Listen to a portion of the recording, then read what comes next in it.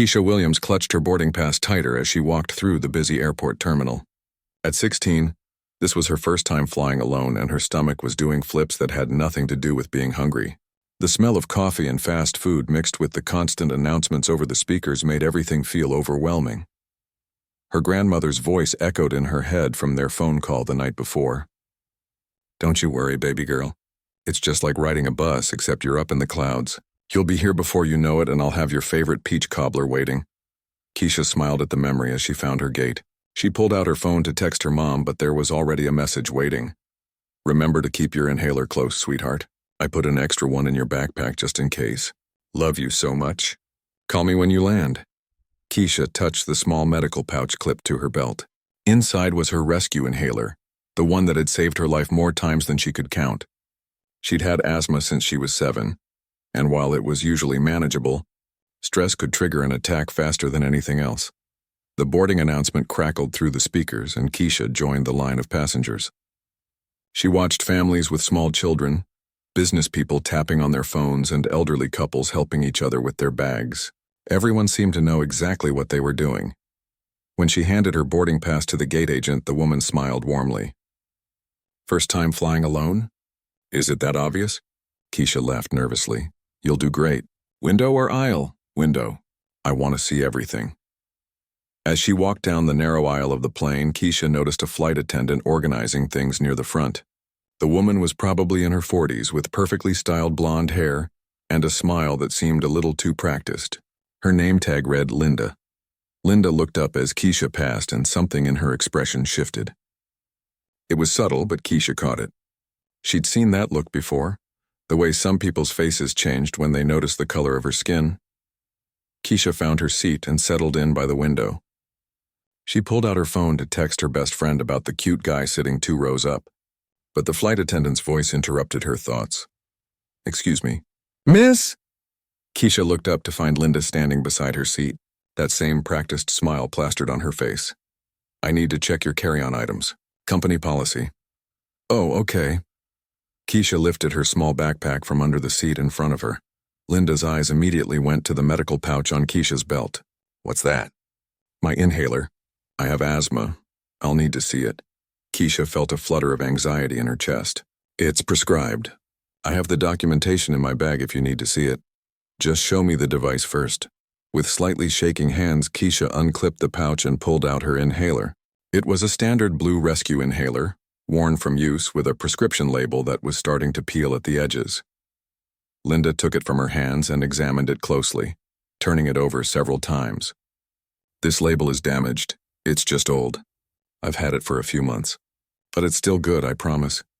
I'm sorry, but damaged prescription labels are a security concern. We can't allow this on the flight." Keisha's heart started beating faster. "What do you mean?" "I need that. My doctor says I should always have it with me. I understand your concern, but regulations are regulations." Before Keisha could respond, Linda had turned and was walking toward the front of the plane, taking the inhaler with her. "Wait!" Keisha called out, but Linda was already gone. The passenger sitting across the aisle, an older black woman with kind eyes, leaned over. "Honey, are you okay? You look upset." "She took my inhaler," Keisha whispered, not wanting to make a scene. "She said the label was damaged, but it's not. I mean, it's a little worn, but you can still read everything on it?" The woman frowned. "That doesn't sound right." "Did she ask for your documentation?" "I offered to show her, but she just took it." "What's your name, sweetheart?" "Keisha. I'm Mrs. Patterson. I'm a retired nurse, and I've flown with medical equipment plenty of times. That attendant was wrong to take your inhaler without proper procedure." Keisha felt tears threatening to spill over. "What am I supposed to do? What if something happens during the flight?" Mrs. Patterson reached over and patted her hand. "We're going to figure this out. Let me call her back over here." But before Mrs. Patterson could press her call button, Linda's voice came over the intercom. "Ladies and gentlemen, we're preparing for takeoff. Please ensure your seatbelts are fastened and all electronic devices are in airplane mode." Keisha looked out the window as the plane began to move away from the gate.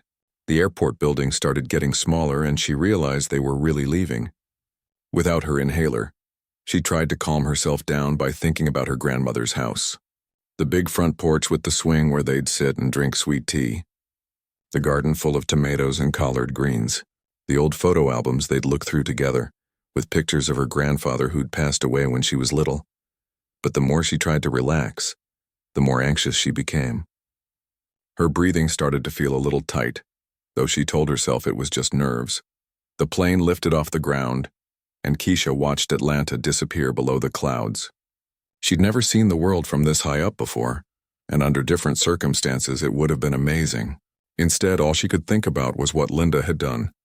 Mrs. Patterson was still watching her with concern. "How are you feeling, baby?" "I'm okay for now. It's just, I don't understand why she did that." The inhaler wasn't damaged, and even if the label was peeling a little, couldn't she have just checked my documentation? "Some people," Mrs. Patterson said quietly, "look for reasons to make things difficult for folks like us." Keisha had suspected the same thing, but hearing someone else say it out loud made her feel both validated and sad. She was 16 years old, traveling alone to see her grandmother, and she'd done nothing wrong. Yet somehow she was the one being treated like a problem. The plane climbed higher into the sky, and Keisha tried to focus on the puffy white clouds outside her window. She had about 2 hours until they landed in Chicago. 2 hours to get through without her rescue inhaler. She just had to stay calm and breathe normally. Everything would be fine. At least that's what she kept telling herself. The first 30 minutes of the flight passed quietly. Keisha tried to distract herself by watching the landscape change below. Cities turned into farmland, and farmland turned into patches of green and brown that looked like a giant quilt spread across the earth. Mrs. Patterson had fallen asleep across the aisle, her head resting against her window. The businessman in front of Keisha was typing on his laptop, and somewhere behind her a baby was making soft cooing sounds. Keisha pulled out her phone and scrolled through photos from the last few weeks. There was one of her and her mom at her high school graduation ceremony just 2 months ago, another of her working at the local community center, helping kids with their summer reading program. She'd been saving money from that job for college in the fall. Her grandmother had been so proud when she called to tell her about getting into state university with a partial scholarship. "That's my smart grandbaby," she'd said. "Your grandfather would have been so proud. He always said education was the one thing nobody could take away from you." The plane hit a small bump, and Keisha's stomach lurched. She gripped the armrest and took a deep breath, trying to stay calm. Flying was supposed to be safer than driving, she reminded herself. Thousands of flights took off and landed safely every day. But then the plane hit another bump, harder this time. The seatbelt sign dinged on and the captain's voice came over the intercom. "Folks, we're hitting a bit of rough air ahead. Nothing to worry about, but please make sure your seatbelts are secure and remain in your seats." Keisha's chest started to feel tight. Not now, she thought. Please not now. She tried the breathing exercises her doctor had taught her. In through the nose for 4 counts, hold for 4, out through the mouth for 4. But the plane kept bouncing, and with each jolt her anxiety grew stronger. A flight attendant walked by, checking that passengers had their seatbelts on. It wasn't Linda. This was a younger woman with dark hair and a genuinely friendly smile. "Everything okay?" she asked, noticing Keisha's white knuckles on the armrest. "I'm fine," Keisha managed, though she clearly wasn't. The plane dropped suddenly, like an elevator with a broken cable, and several passengers gasped. Keisha's breathing became more shallow and rapid. The tight feeling in her chest was getting worse. Mrs. Patterson woke up and immediately noticed something was wrong. "Keisha, honey, what's happening?" I can't breathe right," Keisha whispered.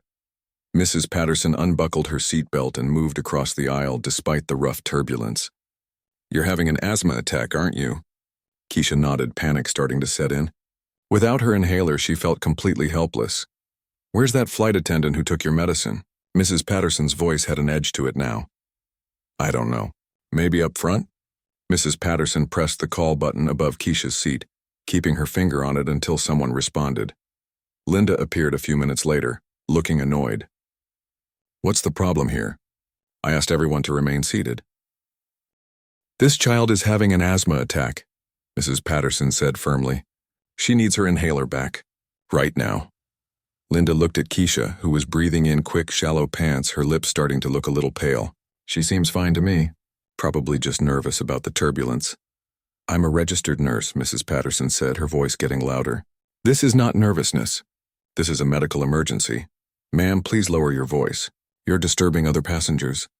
Keisha tried to speak, but she could barely get the words out between breaths. Please, I need my inhaler. Linda crossed her arms. I disposed of that device according to safety protocols. It had a damaged label. You threw it away? Mrs. Patterson stood up despite the bouncing plane. Are you insane? That's a life-saving medication. The label was peeling and unreadable. So why didn't you ask for her documentation? Why didn't you follow proper medical emergency procedures?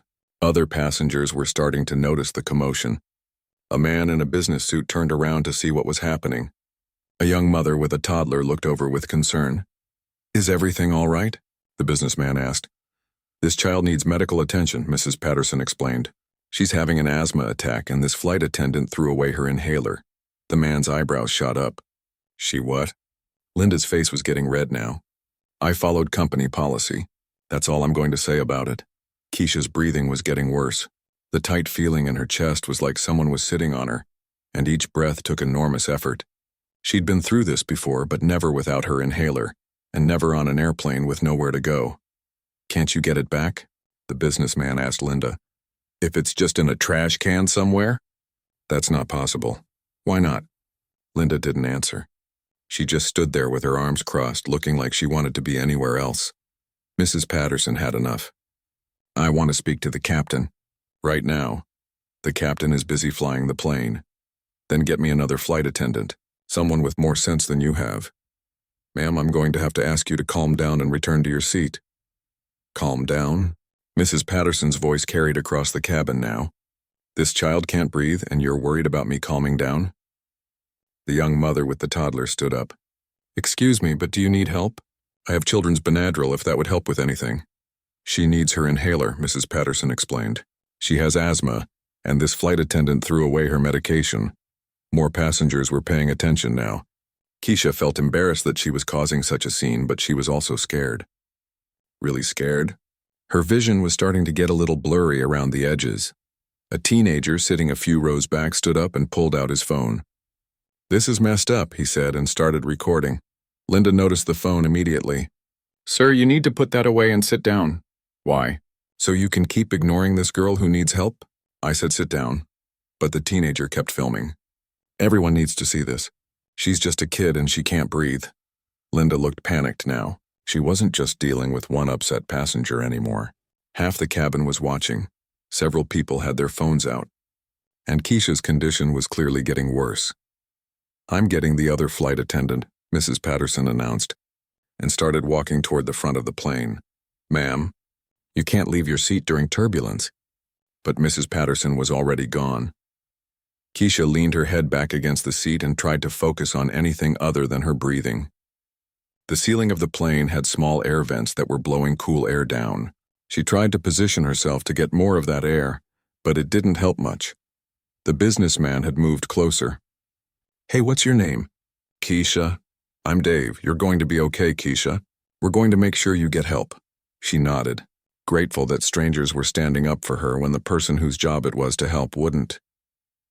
Through the airplane window, she could see they were still high above the clouds, still at least an hour from Chicago, still a long way from her grandmother's arms and her warm kitchen and the safety of solid ground. But for the first time since Linda took her inhaler, Keisha felt like she wasn't completely alone. Mrs. Patterson returned with another flight attendant, a man in his 30s with concerned eyes and a calm demeanor. His name tag read Carlos. I understand we have a medical situation, Carlos said, immediately kneeling down beside Keisha's seat. What's your name, sweetheart? Keisha, she managed between shallow breaths. Okay, Keisha. I'm Carlos. Can you tell me what's happening? She has asthma, Mrs. Patterson jumped in. She's having an attack and she needs her inhaler. But Linda threw it away. Carlos looked confused. Threw it away? Why? Linda, who had been standing quietly in the background, spoke up. The prescription label was damaged. It's against regulations. Did you check her documentation? Carlos asked. I didn't need to. The label was clearly compromised. Carlos looked at Keisha. Honey, do you have paperwork for your medication? Keisha nodded and reached for her backpack with shaking hands. Dave, the businessman, helped her pull out a folder with her medical documents. Carlos examined the papers. Everything here looks perfectly legitimate. This is a valid prescription from Dr. Richards at Atlanta General. He looked up at Linda. Where's the inhaler now? I disposed of it. In the trash? Linda hesitated. Yes, which trash? We can retrieve it. That's not sanitary. Carlos's expression darkened. Ma'am, this is a medical emergency. Sanitary concerns are secondary to saving someone's life.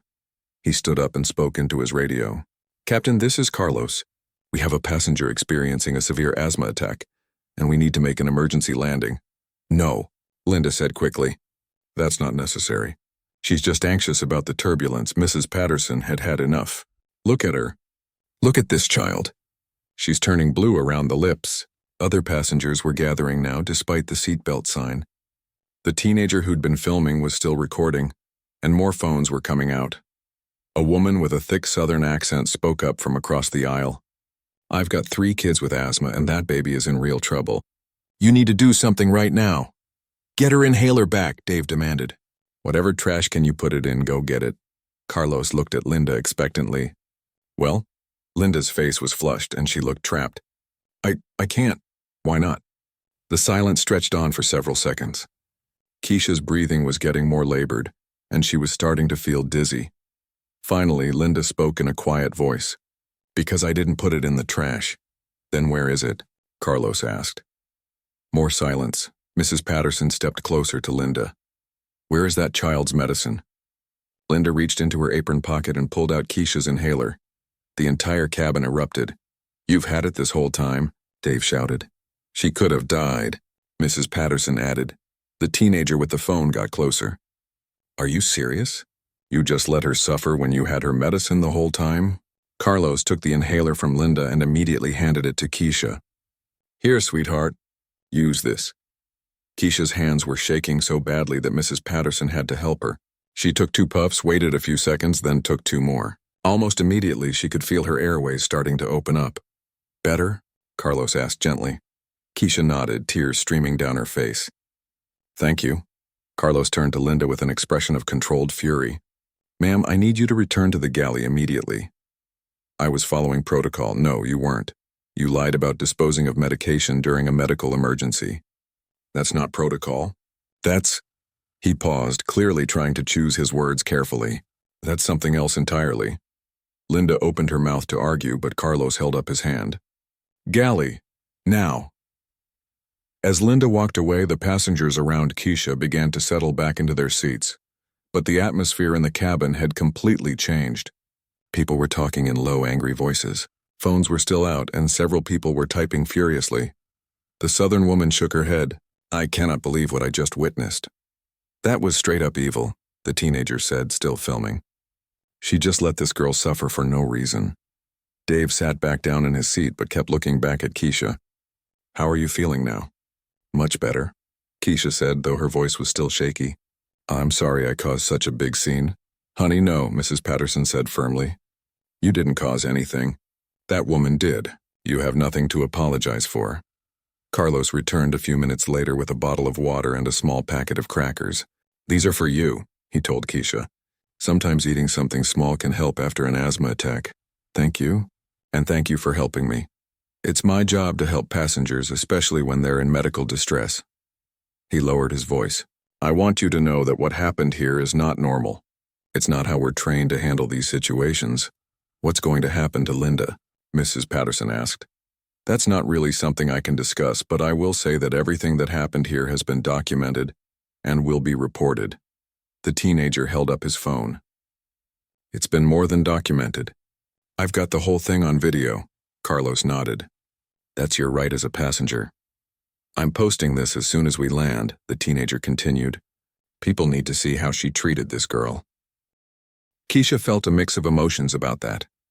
Part of her was embarrassed that her medical emergency was going to be on social media, but another part of her was glad that there was proof of what had happened, because she wasn't sure anyone would believe her otherwise.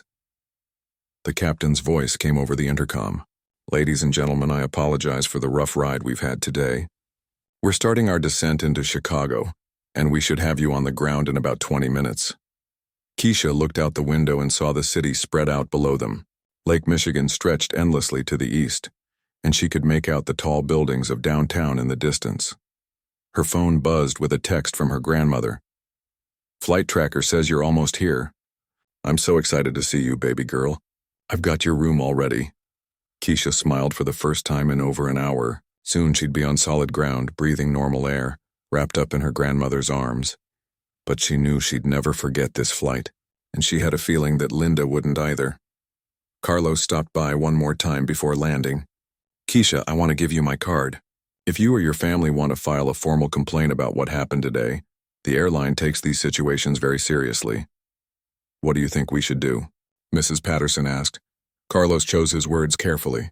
"I think people should be held accountable for their actions, especially when those actions put passengers in danger." As the plane touched down at O'Hare Airport, Keisha felt a wave of relief wash over her. She was safe. She was breathing normally. And she was about to see her grandmother, but she also knew that this was far from over. As the plane pulled up to the gate, Keisha gathered her things with hands that were still slightly shaky. Mrs. Patterson helped her with her backpack and gave her a warm hug. "You take care of yourself, sweetheart," she said. "And don't you ever let anyone make you feel like you don't belong somewhere." "Thank you for everything," Keisha replied. "I don't know what I would have done without you." Dave handed her a business card. "If you need a witness for anything, my information is on there. What happened today wasn't right, and I'll be happy to tell anyone who asks." The teenager who had been filming approached her as they waited to get off the plane. "Hey, I'm posting this video tonight. Is that okay with you? I can blur your face if you want." Keisha thought about it for a moment. "You don't have to blur my face. I didn't do anything wrong. You definitely didn't. That flight attendant is going to be famous for all the wrong reasons." As passengers began filing off the plane, Keisha noticed that Linda was nowhere to be seen. Carlos was at the front saying goodbye to passengers, but Linda had apparently disappeared into the background. When Keisha reached the front of the plane, Carlos stopped her. "How are you feeling?" "Much better, thank you." "Good. I want you to know that the captain has already filed a report about what happened, and I believe several passengers have requested to give statements." Keisha nodded and made her way up the jet bridge. At the gate, she saw her grandmother waiting with the biggest smile on her face. "There's my baby girl." Grandmother Rose opened her arms wide and Keisha practically ran into them. Being wrapped in her grandmother's familiar embrace made all the stress of the flight melt away. Rose smelled like vanilla and cinnamon, just like Keisha remembered. "How was your first solo flight, sweetheart?" "It was eventful." Rose pulled back to look at her granddaughter's face. After 50 years of raising children and grandchildren, she could read trouble in their expressions like a book. "What happened?" As they walked toward baggage claim, Keisha told her grandmother the whole story. Rose's expression grew more serious with every detail. "She had your inhaler in her pocket the whole time?" "Yes, ma'am." "And she let you suffer through an asthma attack?" "She said I was just being dramatic." Rose stopped walking and turned to face Keisha fully. "Baby girl, that woman could have killed you." "I know." Mrs. Patterson said the same thing. "This Mrs. Patterson sounds like an angel." She really was. So was Carlos, the other flight attendant. They collected Keisha's suitcase and headed out to Rose's car. During the drive to her grandmother's house, Keisha's phone started buzzing constantly. "Goodness, what's all that noise?" Rose asked. Keisha looked at her phone and gasped. "Grandma, I have like 50 notifications." "What kind of notifications?" "Social media. That guy who was filming, he posted the video." Keisha opened the video and watched herself struggling to breathe while Linda stood there with her arms crossed, refusing to help. Even seeing it again made her chest feel tight. "How many people have seen it?" "It says." "Oh my gosh, it says 20,000 views already." By the time they got to Rose's house, the video had been shared hundreds of times. The comments were overwhelmingly supportive of Keisha, but the language people were using about Linda was getting pretty harsh. "I don't know how I feel about all this," Keisha told her grandmother as they sat in the kitchen. "I mean, what Linda did was wrong, but some of these comments are really mean. People get angry when they see injustice, baby. Especially when it involves a child." Keisha's phone rang. It was her mother. "Keisha, are you okay?" "I just saw the video." "You saw it already?" "Honey, everyone has seen it. Your aunt forwarded it to me and she got it from her coworker. This thing is everywhere." Her mother's voice was a mixture of concern and fury. "I cannot believe that woman endangered my baby like that." "I'm okay now, Mom, really." I'm calling the airline first thing tomorrow morning. Carlos gave me his card. He said we should file a formal complaint. We're doing more than filing a complaint. I'm calling a lawyer. After Keisha hung up, she and her grandmother made dinner together. Rose had indeed made peach cobbler just as promised, and they ate it while watching the local news. In other news tonight, the anchor said, a video of a flight attendant refusing to help a passenger having an asthma attack has gone viral on social media. Keisha nearly choked on her cobbler. They're talking about it on the news? The story showed edited clips from the teenager's video, with Keisha's face blurred out since she was a minor. But Linda's face was clearly visible, and so was her name tag. The airline has not yet responded to requests for comment, the anchor continued, but the video has sparked outrage online, with many calling for the flight attendant to be fired. Rose muted the television. How do you feel about all this attention, baby? Scared, I guess. I never wanted to be famous for something like this. You're not famous for having an asthma attack, sweetheart. You're famous for standing up for yourself and exposing someone who abused their power. I didn't really stand up for myself, though Mrs. Patterson and everyone else did. You spoke up when she took your inhaler. You explained about your condition. You did everything right. Rose took Keisha's hand. And sometimes when you do everything right and people still treat you wrong, the whole world needs to see it. That evening, Keisha's phone kept buzzing with messages from friends who had seen the video.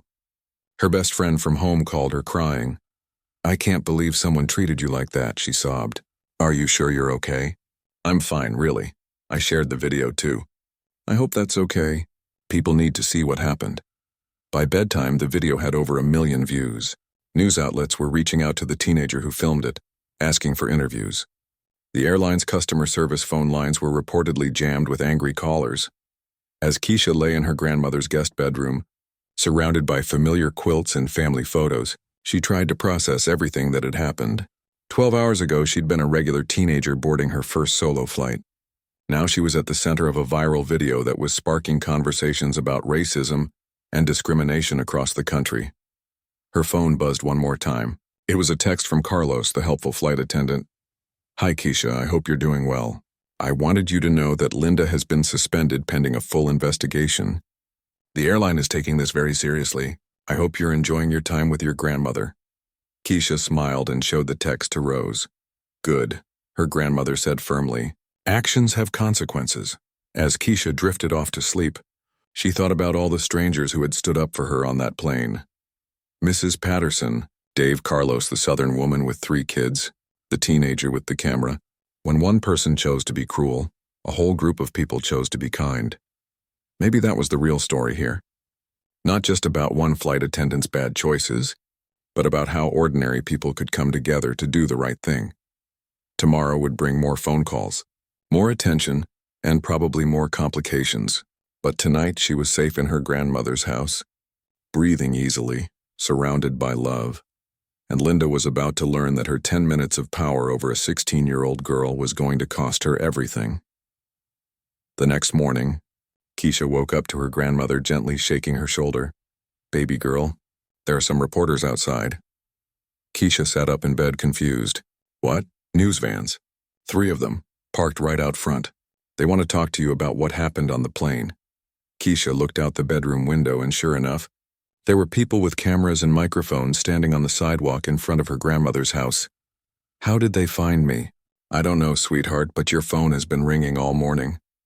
I finally turned it off so you could sleep. When Keisha turned her phone back on, she had over 200 missed calls and text messages.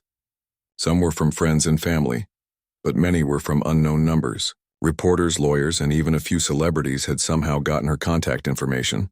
Her mother called within minutes. Keisha, don't talk to any reporters without me there, okay? I'm driving up from Atlanta right now. Mom, you don't have to. Yes, I do. This has gotten way bigger than we expected. The airline called me an hour ago. What did they say? They want to meet with us today. They're sending executives from their corporate headquarters. Rose made breakfast while Keisha tried to wrap her head around everything that was happening. The video now had over 5 million views and had been shared by several major news accounts. The hashtag Justice for Keisha was trending on social media. Look at this, Rose said, reading from her tablet. The airline's stock price dropped 2% yesterday after your video went viral. People are losing money because of what happened to me. People are holding a company accountable for how their employees behave. There's a difference. Around noon, 3 black SUVs pulled up in front of the house. Men and women in expensive suits got out, along with Keisha's mother, who had ridden with them from the airport. "Baby," her mother called out, running up the front steps. "Are you okay?" "I've been so worried." The airline executives introduced themselves politely but seriously. The head of customer relations, the legal counsel, and the vice president of operations all sat around Rose's dining room table like they were negotiating a peace treaty. "First," said the customer relations director, "we want to sincerely apologize for what happened to Keisha yesterday. What she experienced was completely unacceptable and contrary to all of our policies and training." "Where's Linda?" Keisha's mother asked bluntly. The legal counsel answered, "Ms. Crawford has been terminated effective immediately." "Just like that?" "We completed our investigation this morning. Her actions were inexcusable. She violated multiple company policies and put a passenger in medical danger." The vice president leaned forward. "We've also reviewed Ms. Crawford's employment history, and we found a pattern of complaints from passengers, particularly passengers of color." "We should have addressed this sooner." "So you knew she was racist?" Rose asked. The executives looked uncomfortable. "We had concerns about her customer service approach, but nothing this severe had ever been documented before." "Because people didn't have video cameras before," Keisha's mother said. "They spent 2 hours discussing what the airline was prepared to offer. Full refund of the flight, of course. Coverage of any medical expenses related to the asthma attack, a formal written apology, and a substantial settlement that would cover Keisha's college tuition and then some. We're also implementing new training for all flight attendants," the operations VP explained. "Mandatory courses on diversity, inclusion, and medical emergency procedures." "What about the other passengers who helped?" Keisha asked. "Mrs. Patterson and Dave and Carlos?" "Carlos is being commended for his professional handling of the situation. As for the passengers who assisted you, we'd like to offer them flight vouchers as a thank you for their intervention." After the airline executives left, Keisha and her family sat in Rose's living room, trying to process what had just happened. "I can't believe Linda got fired so fast," Keisha said. "When something goes viral like this, companies move quickly," her mother explained. "They can't afford to look like they support discrimination." "Do you think she deserved to be fired?" Rose and Keisha's mother exchanged glances. "Baby," Rose said gently, "what do you think would have happened if those other passengers hadn't stood up for you, if there hadn't been a video?" Keisha thought about it. "I probably would have just suffered through it, and maybe nobody would have believed me if I complained later. And Linda would have gone on treating other passengers the same way," her mother added. "She could have killed you, Keisha, if your asthma attack had been more severe, if we'd been further from an airport. The outcome could have been very different." That evening, Keisha agreed to do one television interview with a local news station. She wanted people to understand that this wasn't just about her. It was about how people in positions of authority sometimes abuse their power, especially when they think nobody is watching. "What do you want people to learn from your experience?" the reporter asked. "I want people to know that it's okay to speak up when something isn't right, and I want them to know that there are good people everywhere. Mrs. Patterson, Dave, Carlos, and all those other passengers, they didn't know me, but they stood up for me anyway. What would you say to Linda if you could talk to her now?" Keisha thought carefully before answering. "I would ask her why she thought it was okay to take my medicine when she knew I needed it. I would want her to understand that I'm just a kid who was trying to visit her grandmother, and I never did anything to deserve being treated like that." Are you satisfied with the airline's response? I'm glad they took it seriously and made changes, but I'm mostly glad that other people won't have to go through what I went through. The interview aired that night and was picked up by national news networks. Within a week, Keisha's story had sparked conversations about discrimination in the airline industry across the country. Linda, meanwhile, had disappeared from social media entirely. Some people had figured out where she lived and were posting her address online. Others were leaving negative reviews for every business they thought she might work for next. "I feel bad about that part," Keisha told her grandmother one evening. "You feel bad that people are angry at her?" "I feel bad that it got so big. I never wanted to ruin her whole life." Rose sat down beside her granddaughter on the front porch swing. Sweetheart, you didn't ruin her life. She made choices that had consequences. The only thing you did was survive them and tell the truth about what happened. But what if she has kids? What if she can't get another job? Those are things she should have thought about before she decided to endanger a child's life. You can't be responsible for protecting someone from the consequences of their own actions. 2 months later, when Keisha started college, she got a letter from Mrs. Patterson.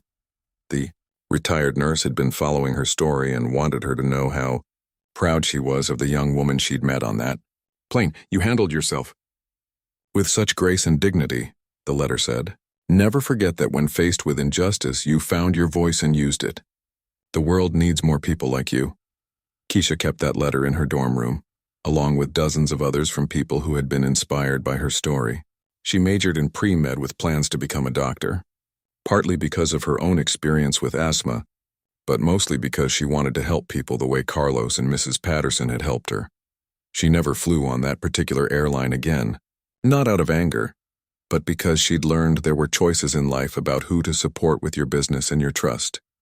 And sometimes, late at night when she was studying for her organic chemistry exams, she would think about that flight and wonder what would have happened if just one person, Linda, had chosen kindness instead of cruelty. But then she would remember Mrs. Patterson's gentle hands helping with her inhaler, Dave's business card with an offer to be a witness, Carlos's professional compassion, and all the strangers who had stood up for a frightened teenager who just wanted to breathe.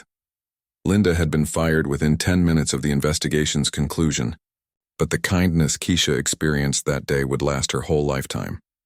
And in the end, that seemed like the better legacy to carry forward.